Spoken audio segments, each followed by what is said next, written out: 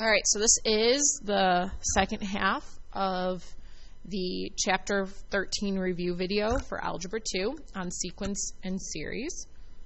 So if I'm looking at these, again, if I'm going to calculate a summation, just like on the front page, the idea is you should identify, is it arithmetic, is it geometric, is it neither? Because if you can do that, then it will make it easier to either use the formula to do it, or at least more quick.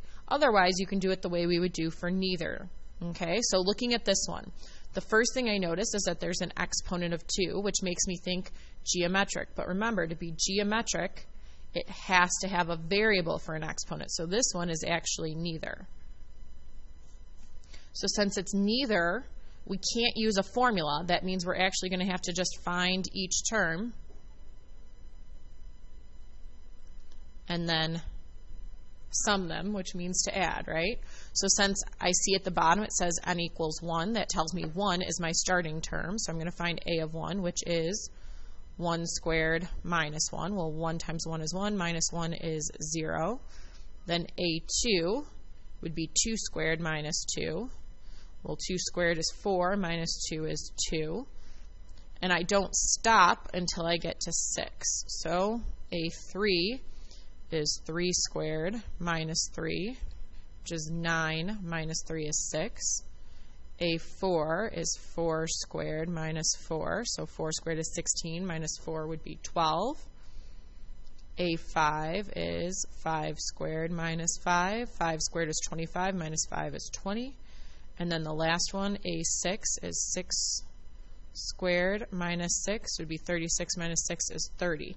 Now, because this is a summation, I actually need to add all those together. So 0 plus 2 plus 6 plus 12 plus 20 plus 30 is 70. So I know that the summation from n equals 1 to 6 of n squared minus n is 70. All right. Number 2. Again, with number 2, I immediately see this exponent, and since my exponent has a variable in it, that tells me that this is geometric. Now, to be honest, if I'm going to find the summation, I could do it just like I did here and list out all of the terms. But since I see I'm going to have to go from 1 to 10, that would take me a really long time. It's perfectly fine. You can go ahead and do that way. But since I know that there's a formula for the sum of a geometric series, I can go ahead and do that. Now remember, with the geometric sums, we have to decide, is this finite or infinite? So since it has a stopping point, it stops at 10, that tells me that this is finite. So the finite formula is the summation of those is a sub 1, 1 minus r to the n, all over 1 minus r. And I know I'm going to have to find my first term, but actually my first term comes from this, right? Because this would be an individual term formula, so I know a sub 1 is 7. Or I could plug in 1 here. 1 minus 1 is 0. Anything to the 0 power is 1 times 7 is 7. My common ratio comes from in here, so that's 2/3.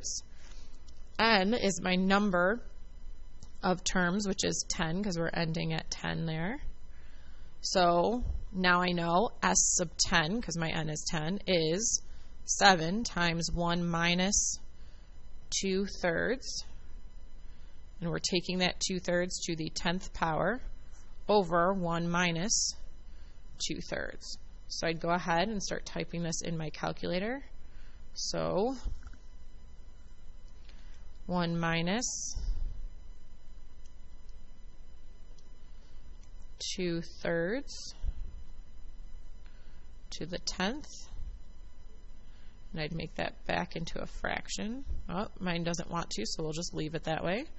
So S sub 10 equals 7 times 0.982658, so on and so forth, over 1 minus 2/3 would be 1/3. Now I'm leaving this in my calculator because I want the most exact answer possible. So now I'm going to take this number and multiply it by 7. And that one we have to divide by the 1/3. So divide it by 1/3. And we get S10 is equal to 20.9 So the summation of those 10 terms is 20.64, because that 5 makes the 3 round up. And remember that this really means the summation of those 10 terms. So this one over here could have been written as S sub 6 equals 70 as well, and that would have been a correct answer, because again, it was a summation. All right, 3 and 4. Now this isn't written in summation notation, so that means I have to find a different way to decide if it's arithmetic, geometric, or neither. So as I look at this, I'm thinking, what's happening as I move from one term to the next? Well,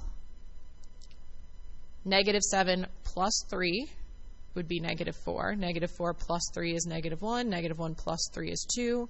2 plus 3 is 5. So I know that this is arithmetic.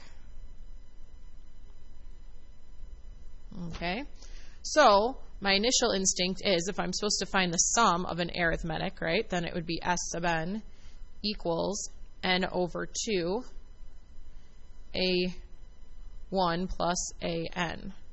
The issue is, so I know what the a1 is, because the a1 is -7, because it's the first term.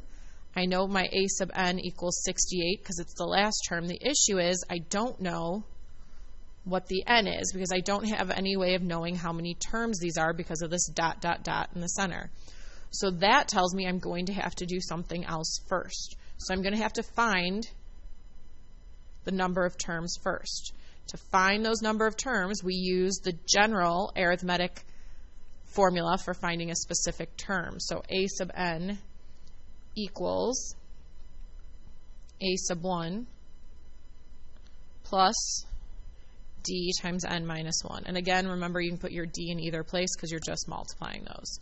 So a sub n is my final term. So a sub n I know is 68. So this is 68 equals a sub 1 is -7 plus, I know that the common difference is 3 because that's what we found that it was going up by. So plus 3 times, I don't know the number of terms, that's what I'm trying to find, -1. So now we can go ahead and distribute this in. So we have 68 equals -7 plus 3n minus 3. Combine my like terms, so 68 equals 3n minus 10. Add 10 over to the other side, so 78 equals 3n, divide by 3.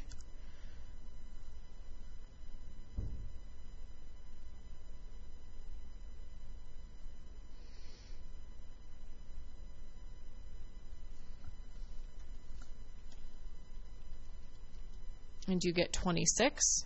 So 26 equals n. So now I know what my n value is. And now I can go ahead and find its summation. So S of 26 equals my n, which is 26 divided by 2, -7 plus 68. So 26 divided by 2 is 13. -7 plus 68 is 61. So now I just have to type that in my calculator. 13 times 61 is 793. So the sum of the first 26 terms is 793. Okay, last one for this page, number 4. So again, first thing I'm going to decide, is this arithmetic or geometric or neither? So if I were trying to go from 80 to -40 and then to +20 and -10, I immediately know right off the bat that this is an alternating series, right? And alternating can only happen with geometric. So I know this is geometric. It's asking me to find the sum, so I have to decide, is it geometric infinite or geometric finite? Well, this dot, dot, dot at the end means this continues on forever, so then this is infinite. So if I'm going to do an infinite geometric series, that means my formula is S sub n equals a1 over 1 minus r. So I need to know the first term and I need to know the ratio. Well, the first term is easy because it's 80. So now I have to decide, what's the ratio? How do I get from one to the other? Well, 80 divided by 2 is 40. 40 divided by 2 is 20. Divided by 2 is 10. But to get that positive or negative, we're going to have to divide by -2. So I know my common ratio, if I'm dividing by -2, is actually -1/2, because putting the 2 on the bottom is like dividing by 2. So now S sub n equals 80 over 1 minus -1/2, which would be 80 divided by 3/2. So then I can go ahead and I can either know how to multiply by the reciprocal. So 80 times 2 is 160, and 160 divided by 3 is 53.3 repeating, or I can type it in my calculator, 80 divided by this. In the end, it is 53.3 repeating, and that can be changed into a fraction, because we like fraction answers if they're available. Oh, not n, s. It's not S sub n, right? It's just the summation. So this would be 160 over 3. So my summation is 53.3 repeating, or 160 over 3. Make sure you don't put that sub n like I was doing, because that tells you that it would be finite, and it's not finite, it's infinite. Okay?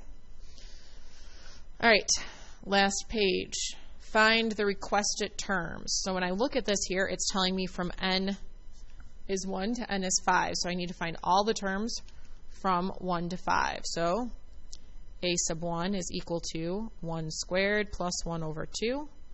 1 squared is 1, plus 1 would be 2 over 2, which equals 1. A sub 2 is 2 squared plus 1 over 2. 2 squared is 4, plus 1 is 5 over 2.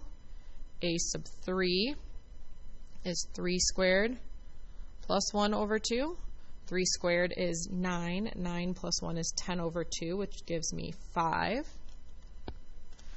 Then we would do a sub 4, which is 4 squared plus 1 over 2. Well, 4 squared is 16, plus 1 is 17 over 2.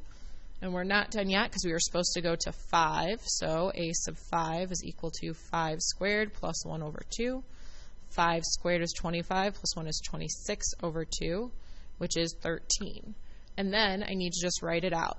And because it's not a summation, this is just a list of terms, we don't put plus or minus. We just put commas in between. Okay, so number 6, find the first 4 terms of this next series. So again, we'll just start out with 1. So 2 times 1 over 3 to the 1 minus 1 would be 2 times 1/3 to the 0. Well, anything to the 0 power is 1, so it's really 2 times 1, which is 2. Then a sub 2, 2 to the 1/3, 2 minus 1, would be 2 times 1/3 to the first power. Well, anything to the first power is itself, so 2 times 1/3 is 2/3. Then the third term, 2 times 1/3 to the 3 minus 1, would be 2 times 1/3 to the second, which is 2 times, well, 1 squared is 1, 3 squared is 9, so it would be 2/9. And then a sub 4 is 2 times 1/3 to the 4 minus 1. Well, 4 minus 1 is 3, so it's 2 times 1/3 to the third. So it's 2 times 1 to the third is 1, 3 to the third is 27, so this would be 2 over 27. And again, it's not a summation, right? So we would just list it out. So it would be 2, 2/3, 2/9, and 2/27. All right, last problem. Number 7. You receive a total of $1,000 after graduation from high school from friends and family. Your parents make you put it in a savings account that accumulates 7.5% annually. Write a sequence for the amount of money in your account each year. So we know this is going to be geometric, right? Yep, we know this is geometric because of that percentage that it's going up by each year. But more specifically, this is kind of like a problem from a previous unit, right? When we are putting money in and savings and all that, where it's that A equals P 1 plus R to the NT, right? So my final amount, which is like my A sub n for that term, is equal to my principal, that starting amount, which is 1,000, 1 plus my rate, which is 0.075, to the number of times that's accumulated each year times T, right? So this is really the n minus 1 piece. So A sub n is equal to 1,000, 1.075 to the n minus 1. All right, now just make sure you review for the test.